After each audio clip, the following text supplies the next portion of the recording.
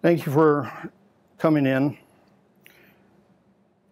Over the weekend, there's been a lot of discussion about the termination of Mr. Chamberlin. I found many of the comments surrounding some of those interviews, some of the things that have been posted, very interesting. And it really strikes to the heart of the true reason that Mr. Chamberlin was terminated. The true reason Mr. Chamberlin was terminated was that he lied to the Internal Affairs investigator. Ladies and gentlemen, you know, you have read the memos. The memos have even gone international. If you lie in this agency or you have sex on duty in this agency, you will be terminated. It is that simple. I don't care how well I like you or if I dislike you. I don't operate that way. I run an agency.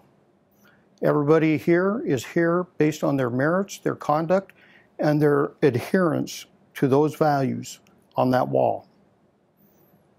When you lie, you have forfeited your ability to do this job, at least for this agency.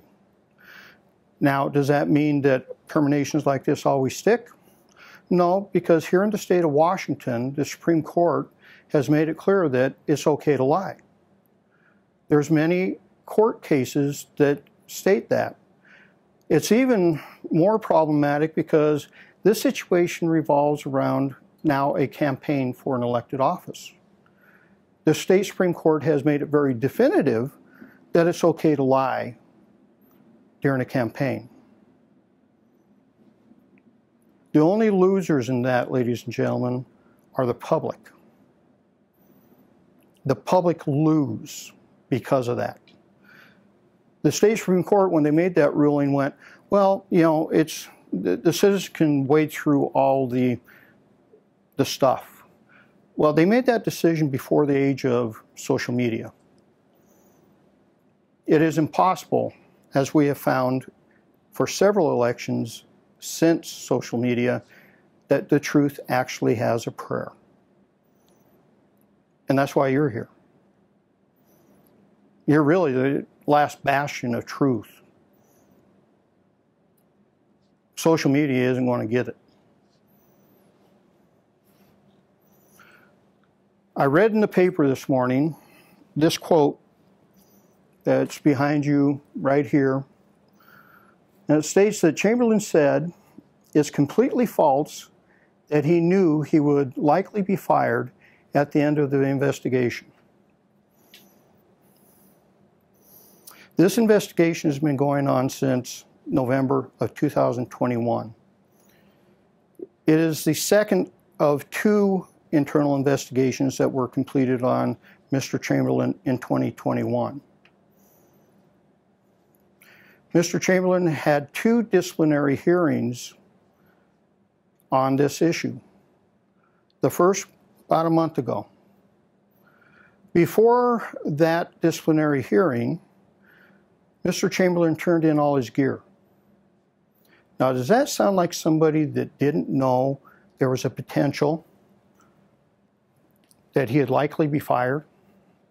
He turned in all his gear without even hearing my decision. Now, in his second internal termination hearing, which was last week, he stated, and I'll read it to you.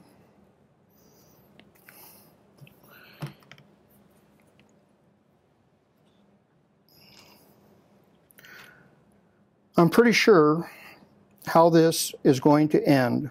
I would just like to say I appreciate the opportunity to work for such a fabulous, outstanding department with outstanding deputies. Does that sound like an individual that didn't know the likely outcome of that hearing? Because I hadn't rendered a decision at that point. Not only has he lied to us in this investigation, he is lying to you in the media, and I find it disturbing. I find it disturbing because it is a reflection on every law enforcement officer in this region when one of us commits these type of acts. That's why I take this that serious. This badge means something.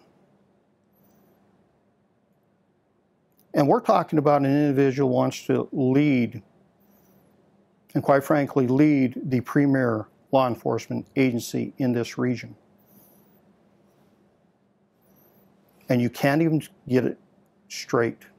You can't tell you the truth. He didn't tell us the truth.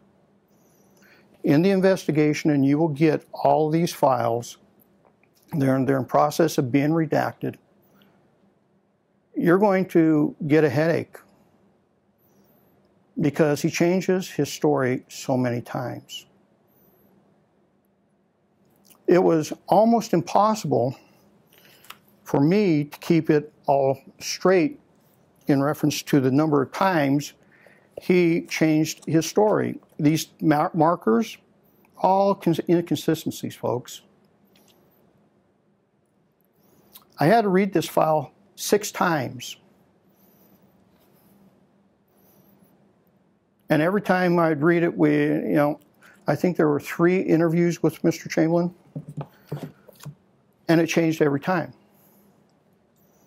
He wants you to believe that he didn't know the nature of the charges for the individual he wrote a character reference for. Well, according to his own words,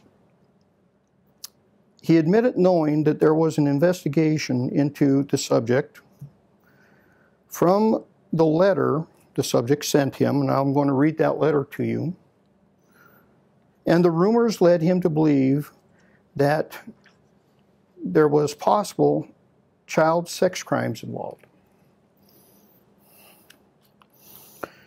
I believe that I also passed out a letter, the letter that Craig Chamberlin wrote for that individual.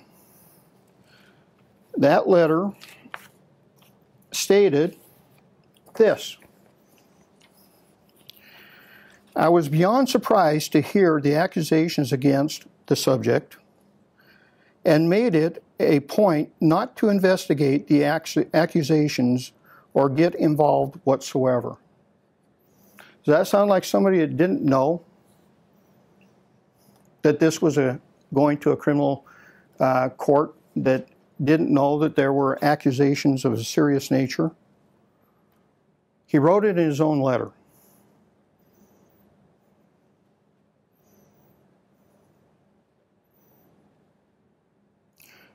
The letter that he received, we contacted the individual who wrote the letter, and he stated that all the letters were basically written the same. Little tweaks here or there, but it was basically the same. Now, during 2 different interviews with Mr. Chamberlin, he would take out or leave in certain components of this letter. And amazingly, they were any component that would have led one to believe that this was involved with a court issue or anything else. But according to the person who wrote the letter, we talked to him twice, he said letters were pretty much the same.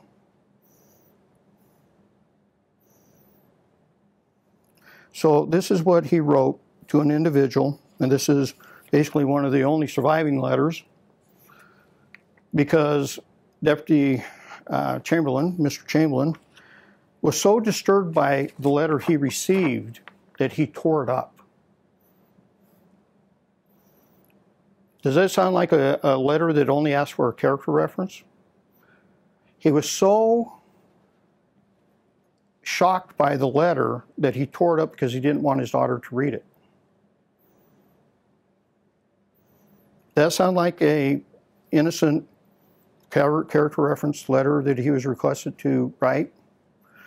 Not only was he so shocked about that, He called down to a sex crimes detective in this office and asked about,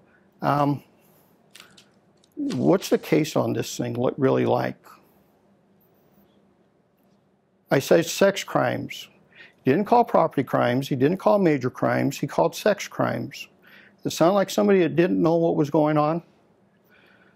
The problem is every time that Mr. Chamberlin was asked to give any kind of evidence that might have been incriminating, he suddenly lost his memory. He can't tell us what property or sex crimes detective he talked to. Can't remember. Ladies and gentlemen, the way this started was about 10 days before the investigation started, Mr. Chamberlin was having a discussion, and that discussion was with one sex crimes detective, one major crimes detective. And Mr. Chamberlin stated that, well, you never really know somebody. I was just requested to write a character reference for somebody that's facing a sentencing hearing. That's in his words. Slightly paraphrased, but those are the gist of the words. That's how somebody that didn't know that this was in a criminal matter. Amazingly, though, when he was asked about that conversation, he couldn't even remember having that conversation. Denies the conversation. Don't remember it. It's very convenient, the lack of memory when it comes down to key aspects to this case. I don't remember. How do you forget a conversation where one of your peers goes, I would never have written such a letter? Matter of fact, I think he used the word dumb. Because of not knowing, exactly what this is all about. Why would you? I'm asking you.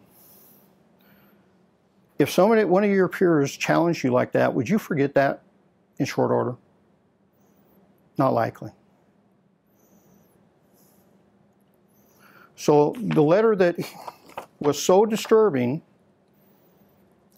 that Mr. Chamberlin tore it up, and so disturbing that he actually called a sex crimes detective to get further details, read like this. I hate to be in the position I am, but I am contacting you to ask for your help. If you're willing, as you may be aware, I am in some legal trouble. Now, Mr. Chamberlin well, mine didn't say legal trouble. Okay, what did it say? Legal issue. Is there a difference?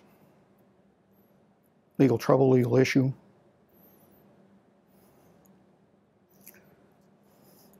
And willing and will be going to court soon. Leave any doubt in your mind at what's going to happen here? My attorney asked me to request letters from parents of girls I have coached.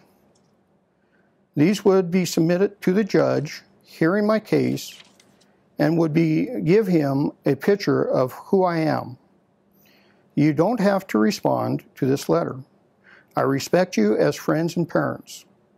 I am hoping that, and this is handwritten, folks, and slightly blacked out, so hoping that you can talk about my interactions with, and it's blacked out because he actually used the name of one of the girls he coached.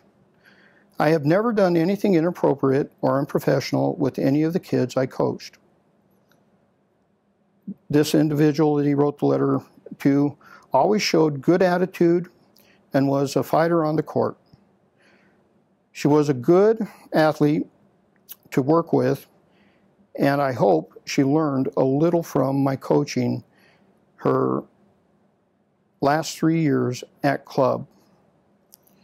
If she had a good experience, I'm asking for a letter of support about my character from parents of the kids I coached in hopes of receiving leniency from the court. If you could write a letter of support, it would be greatly appreciated. My lawyer said he would prefer a typed letter that would say who you are, what you do, how you know me, and your opinion regarding my interactions with the kids I coached. Say what you observed, what you know to be true. It would also help if you could ask the court for leniency. If you could help me, thank you. Please send a letter to, and he leaves the address for his attorney. Thank you very much.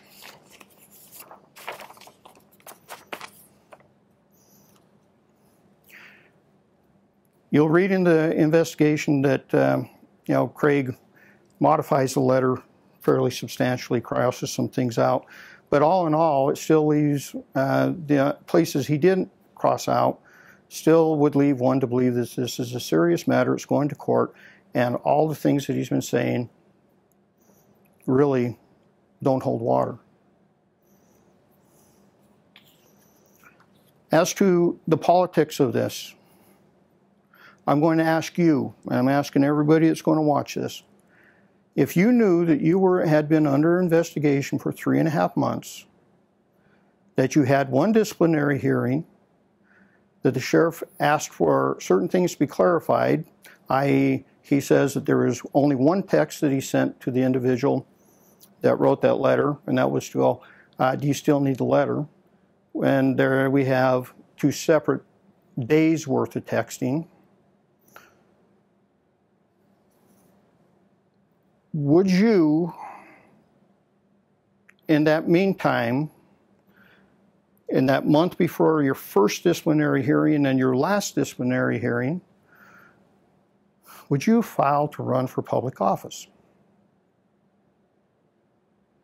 Especially knowing that your future disciplinary hearing is going to be the week that you decided to file for office. How many of you would have actually done that? Knowing that for 3.5 months you've been under investigation, fairly serious accusations. One of the accusations you have watched people continually get fired from in this agency. Would you file to run for office? My command staff and I actually had that discussion when we discussed, proper levels of discipline and everything else on this one. They brought up, he's going to claim that you did this out of political reasons. I went, yeah, probably. But here's the one thing that you all need to understand. Had I weighed that type of consideration, I may have never terminated anybody in this agency, because every termination I make has some kind of political aspects to it. That, somebody can go, it was done for this reason. It could be this. Even though there's nothing political about it whatsoever, you can always find that. Make that argument. The day that I start weighing the politics of making proper decisions is the day I become a politician.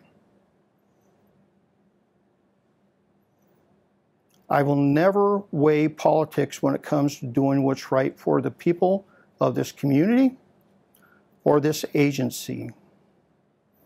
It doesn't jive with those rules hanging on that wall. Those aren't just decorative, folks. That's what we live by.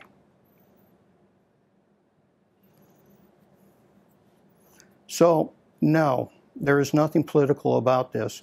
Craig Chamberlin made this political when he decided to file for office right before entering a disciplinary hearing, and he did it to make this a very complicated situation. And quite frankly, this is, as I stated earlier, is not good for law enforcement. When a law enforcement officer, I don't care what size, shape the badge is, does something like this, we all look bad. You've heard me say that a million times. As to former deputy, Mr. Chamberlin, the media in this area has known about Mr. Chamberlin and his antics for quite some time. In the era of about 2014, KXLY was going to do an expose on Mr. Chamberlin, the fact that he was in alcohol abuse treatment. During that same time frame, we received this complaint from a citizen. Complaint came in on a Wednesday, January 8th, 2014, at 5:10 p.m. There's an actual YouTube video that goes along with this.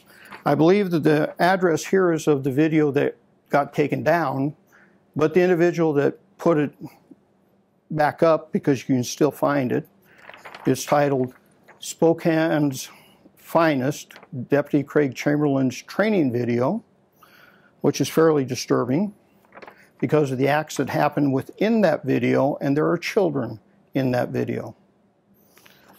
And this complaint gives you a hint of what's in that video.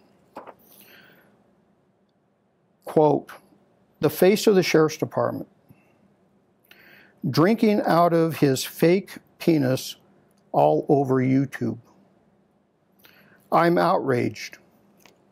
I have downloaded a copy and sending to all media. Did you follow up on anything else I gave you? I have a friend that has pictures of all the wild partying and said would share those with me, as they are also disgusting with how he acts." Mr. Chamberlin received sheriff-level counseling on that. As you know, at one time, Mr. Chamberlin was a PIO for this agency. He was removed from that duty shortly after that because of other issues, compounding, and hasn't been fulfilling that duty for, I believe, since about 2015. The reason we removed him was because we could not have somebody that looks like the face of the agency at jeopardy of bringing this type of, quite frankly, disrepute to the agency.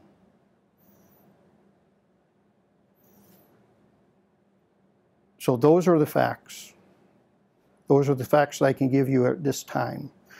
Once you get this all digested, you can feel free, let us know. We'll do another press conference so we can do it all at once. At times it's really hard to just do this piecemeal.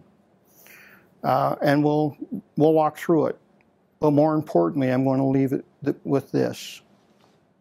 Since Mr. Chamberlin wants to try this in the media and on social media, I invite him and the media to come in. We'll sit down right here and we'll go through each and every one of these situations.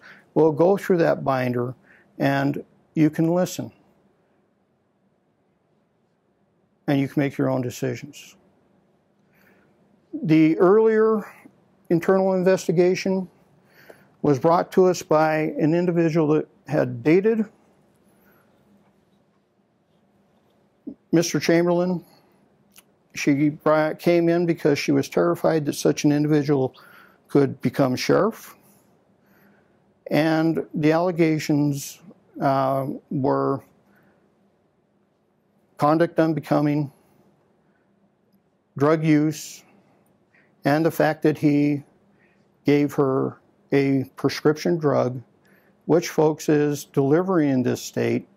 Had the prosecutor's office charged him with that felony, we would have terminated him for that felony. People will ask, Sheriff, why didn't you terminate him then? Because we do progressive discipline in this agency to the best of our ability. We suspended him for 40 hours, told him that if he remained violation-free for 5 years, we'd reduce the finding to a written reprimand. But he was also told that any like conduct And poor decision making, folks, is like conduct. Craig does not make good decisions, as you can see, will result or could result in your termination. All right, so twice, and we haven't hit the year mark. In under a year, in front of me 2 times. The last time, again, he wasn't fired, folks, for writing a letter. He was fired for lying about the circumstances behind that letter. When Craig was contacted with that, he had a duty per policy to let us know, so we could let the prosecutor in that case know that this request had come through, and they could advise Mr. Chamberlin on how to do that. He did not do that. Quite frankly, this is a federal case, and federal judges do not like hypercritical. They don't like things to be talked about before a case. Quite frankly, this is kind of what we feared. We feared that his actions could jeopardize this case.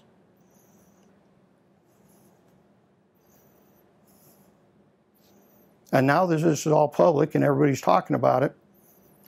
I can assure you that people are not going to be happy about it. So, your questions. How did you get the letter that was sent to former Deputy Chamberlain? We contacted the individual who wrote it and said, do you have a copy of the letter that you sent to Mr. Chamberlain? He said, well, I don't have the copy, the exact copy that I sent to him because he handwrote them. Why did he handwrite them? Well, 2 reasons. 1, he was restricted from the use of the internet, and 2, it was a personal touch.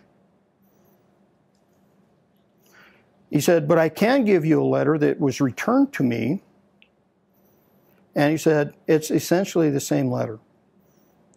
The only thing that really changes is the names of the kids being involved, minor tweaks here and there, but it is essentially the same letter. That's how we got a hold of the letter.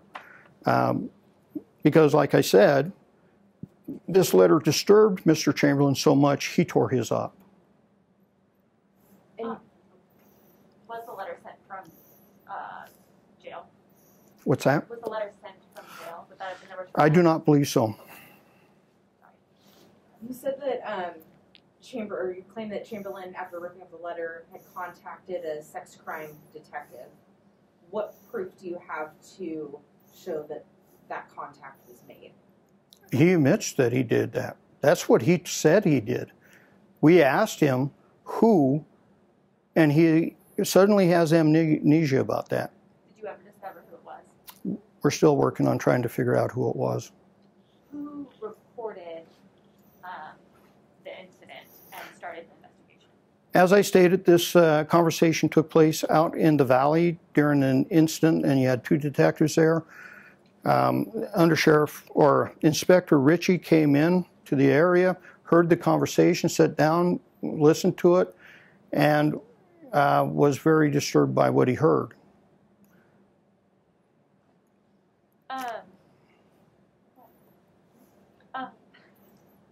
Sorry, we're all like started. So this letter that Mr. Chamberlain wrote, how'd you get a copy of that? He sent it to me. Okay. I requested it. Was that confirmed by the attorney for the person he wrote the letter for? According to the attorney, he says he hasn't received the letter. However, the individual who asked for the letter said that he had received a copy of the letter. And did you get a copy of that? We have a copy of, and we know that it was sent to him. There's no dispute that. Craig doesn't even dispute that. I guess that question is because there could have been a different version that was sent than what was provided. We thought that too. That's the best that we can come up with. And it was right. And you have to understand, we couldn't talk directly to the individual that wrote this letter because he is been charged with a federal crime. We're doing our best not to jeopardize that case whatsoever. So we had to go through his attorney. His attorney would ask questions. He had answered it. It was basically, we had this, in go-between. So very difficult to get the things we needed at times. Took us a long time because when you're playing that game, the attorney has to be contacted. The attorney was out, I believe, for almost 3 weeks on a homicide trial. So it made it very difficult for us to have to investigate it that way.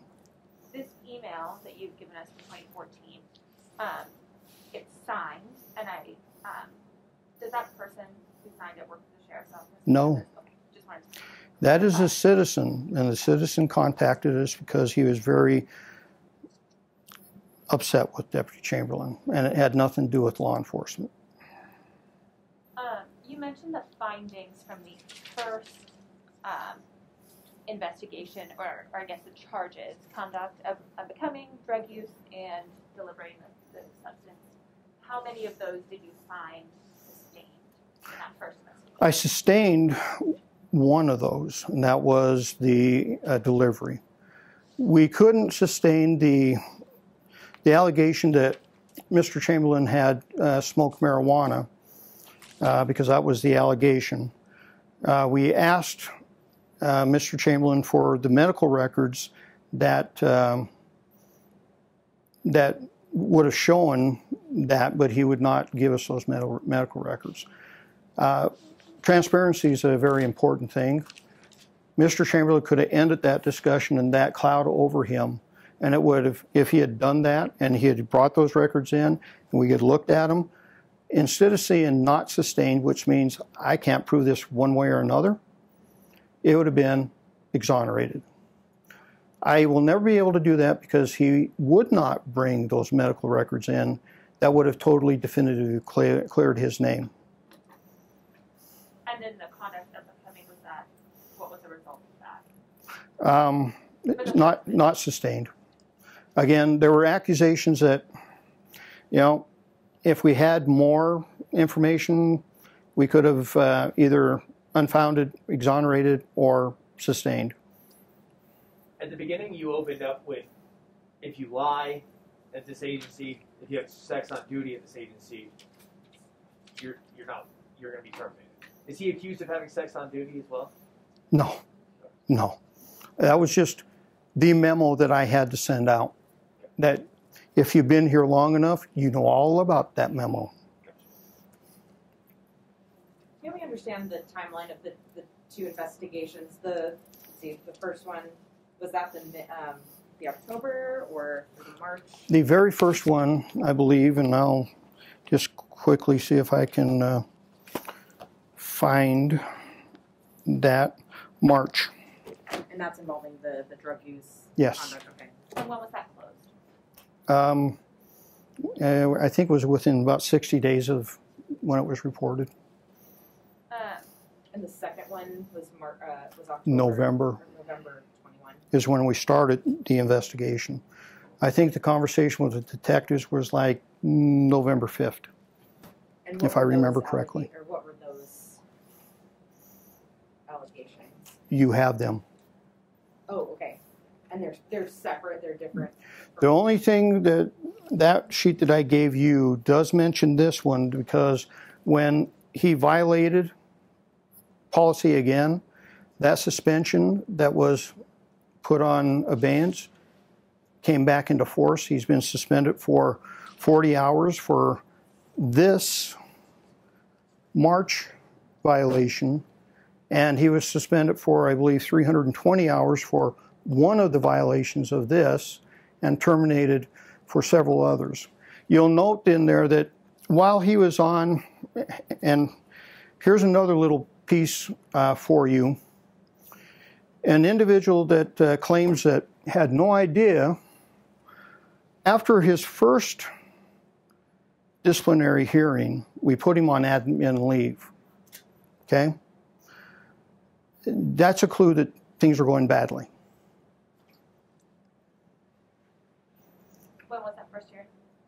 About a month ago. I don't have that one off the top of my head. And that was the disciplinary hearing for the allegations of the letter? Yes, because during that hearing, Mr. Chamberlin stated some things that countered some of the things he had told us earlier, so we had to go back and look at those issues. During that time, when you're on administrative leave, your duty hours depends on how we set them, but it's an 8-hour day, either 8 to 4 or 9 to 5. That's your duty. We're supposed to be able to reach you. You're supposed to be able to come in. We're supposed to be able to, that is work day. That's not free time, folks. It's an 8-hour work day. During that time, Mr. Chamberlin decided to go have a medical procedure that he didn't tell anybody about. How did we find out? Well, it just happened we needed to contact him and have him come in, and he said, can't do it because of the procedure, and he hadn't put in any sick time for that procedure. Those are other violations of policy. He claims that, oh, I didn't realize. It is frightening what Mr. Chamberlin does not know about the agency or how it works or his responsibilities. That is frightening. Anybody that's worked for an agency for 24 years should be able to understand the basic principles of policy and be able to read simple documents. And he claims, I didn't know. When did you mentioned he turned in his gear. That's really loud. Got to mask. That he had already turned in his gear ahead of this last hearing last week. When did he turn in that gear? Actually, he turned in his gear before the first hearing, a month ago. Again, does that sound like somebody that didn't know he was likely to be terminated? We're not the only one he hasn't told the truth, folks. You have it right here.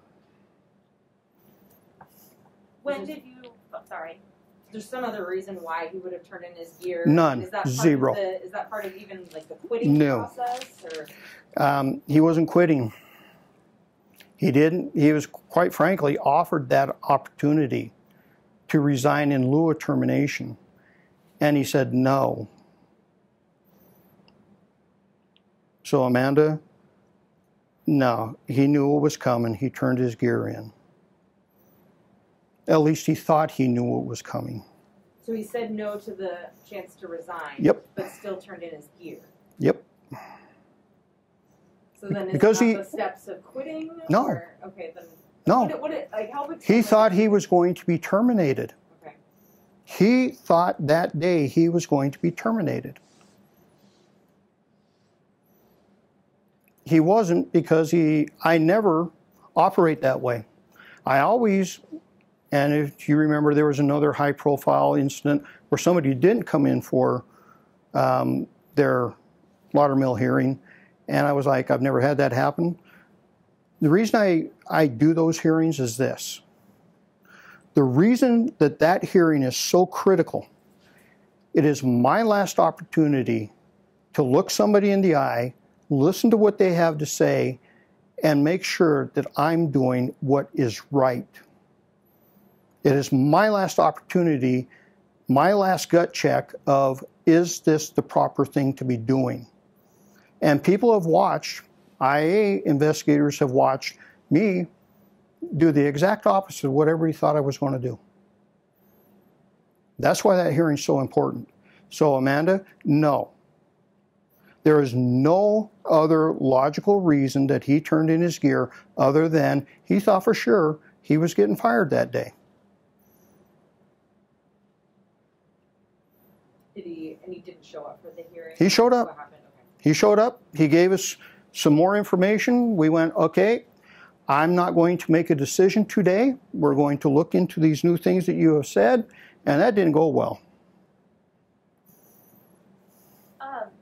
What is you've mentioned numerous false statements. what I guess is the number one false statement that you're kind of pointing to here, I guess, in your mind? Again, Emma, there are so many.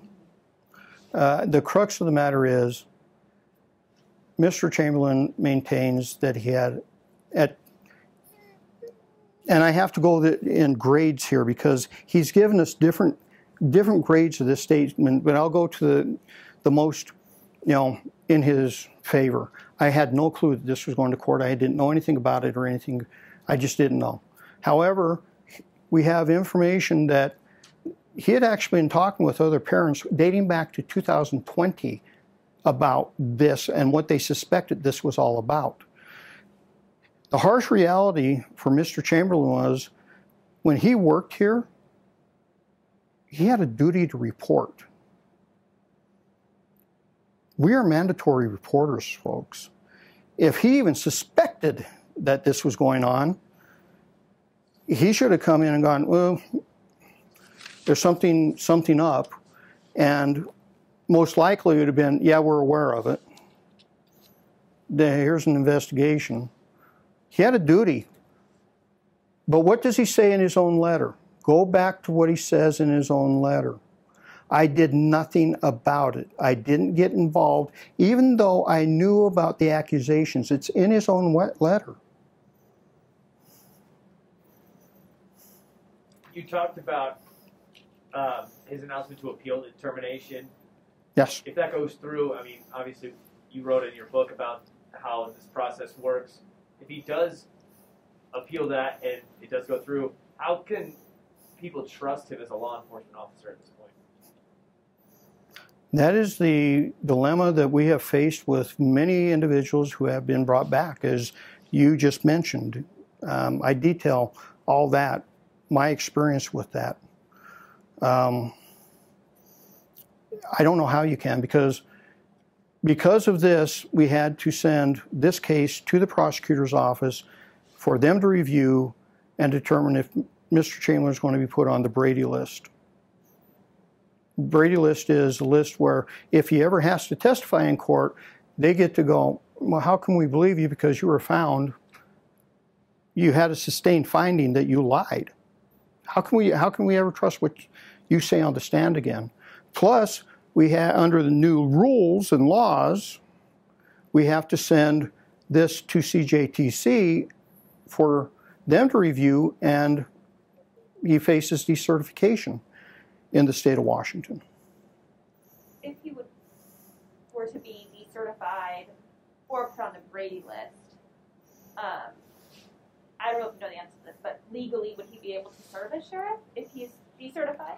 There have been people that have felony records that have tried to run for sheriff. This is why the decision that this community has is to really make sure you understand what's going on and dive out of the emotional side of this and go, what is the fact? What's the truth? We're dealing with an individual that after 24 years doesn't know the simple dynamics of when you're on absence leave, you can't, and you're going to go and do a medical procedure you have to put in for sick leave. Let's get real.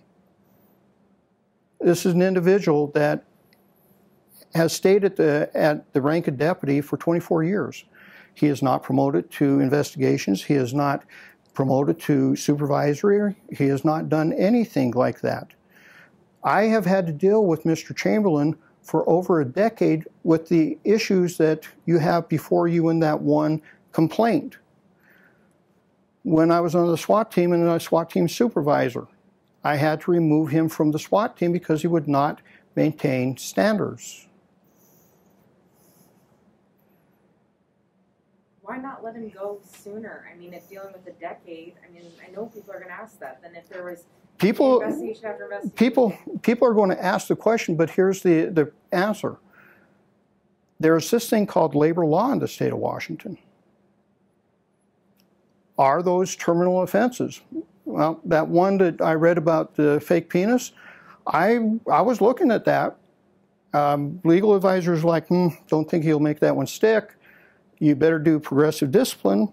So we did progressive discipline. However, her contract that progressive discipline only sticks for a certain amount of time. Then once that time is passed, I can't go back and even use that in my next decision. So labor law in the state of Washington makes things very difficult. That, and this is a very difficult job, and I believe that our job is also to try to salvage people. Mr. Chamberlin wants to say, put in the paper that I dislike him. I have it out for him. How is that when I have done everything in my power to salvage your career and you keep trying to melt it down? My parting words with him were these: Craig, I hope that you find a way to cure the demons that you have. So, yeah, Amanda, go ahead and try that one, but I have labor law I have to deal with, and I also have an aspect of, do you just throw people away? Well, we tried to save him. There's no saving him. You can't save somebody from themselves. And that's what it came down to.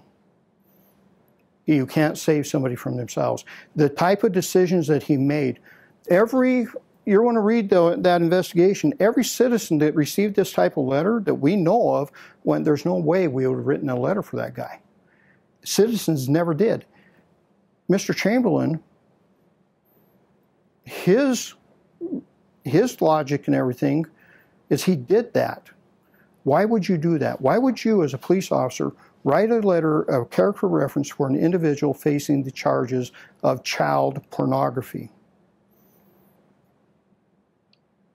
Why? Citizens went, oh, God, no. And you decided somehow that this was going to be okay, and you did it without following policy and letting us know, so we could contact the federal prosecutors and go, oh my God, the things he does not understand about the proper operation of an agency are frightening. You mentioned having these hearings, right? That's your last chance to really sit down and just sort through it. Is it fair to say that's one of your salvaging opportunities, right? Like having these hearings associated with the letter, that was your chance to lay it all out with Craig and find out, okay, there's got to be, tell us what's going on. There's got to be an explanation. And that breaking point, right, was the line. It was. It was. It was the fact that he said so many things that contradicted himself every time he would talk, that it got to the point of, no, we're done. I mean, you've made it very clear that you're not telling us the truth. And his convenient lack of memory. Within 10 days, you don't remember a conversation with two detectives, one of which, oh my God, that was dumb. Why would you do that? You call a sex crimes detective once you receive this letter and you can't remember who? Would he still be a deputy today if he hadn't lied? If he hadn't lied and he had come in and went, you know, I really blew this one. And he does in one of his disciplinary hearings go, I know this was really bad. I know this made the agency look bad. Bad decision. Had he come in and done that, there's a high probability he'd still have a job. Now, he'd have probably got suspended for 320 hours, but there's a probability he may have a job. But he lied. It was amazing to watch. You had mentioned some prior internal affairs investigation. Real quick, oh, sorry. 2 more questions, because we've been at close to pushing an hour. I don't know how many people are going to be paying attention to any of this. You had mentioned some prior internal affairs investigations before these two. Do you know the total number of times he's been investigated by internal affairs? We investigated this one. When he went into treatment, we treated that as a medical issue. We didn't open a formal investigation. We treated that as a medical issue. And when we found that he was wasn't at his workplace when he should have been. He was counseled and removed from PIO to the Valley with a strict understanding of, Craig, you will not go in front of cameras at all. You won't do it. We can't trust this. And folks, the number of people that have contacted me over the last 5 years about his behavior is fairly amazing. Every time I was contacted him, I went, put in writing. Put in writing. One put it in writing, didn't contact me, they contacted IA, but they finally put it in writing. It's fairly consistent behavior of what we've been hearing. I can't act on those type of things. So the bottom line is, we have done everything in our power to help Mr. Chamberlin be successful here. It was his choices that led to his demise. Not politics. Not politics. If anybody played politics with this when it was Craig, when he decided to file for office, just days before he knew he faced a termination hearing. Who does that? And why would you do that? To try to put your boss in a box of, if you do this, I get to do this? Well, yeah. It's been fairly good media splash for him. But it has been a horrible media splash for everyone that wears a badge because of his behavior.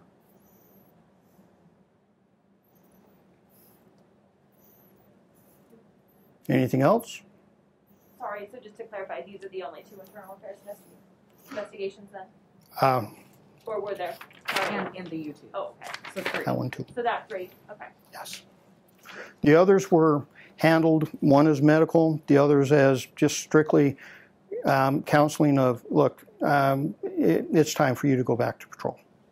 I don't think that his then boss, who was a captain, did any documentation on that one, but that's what happened.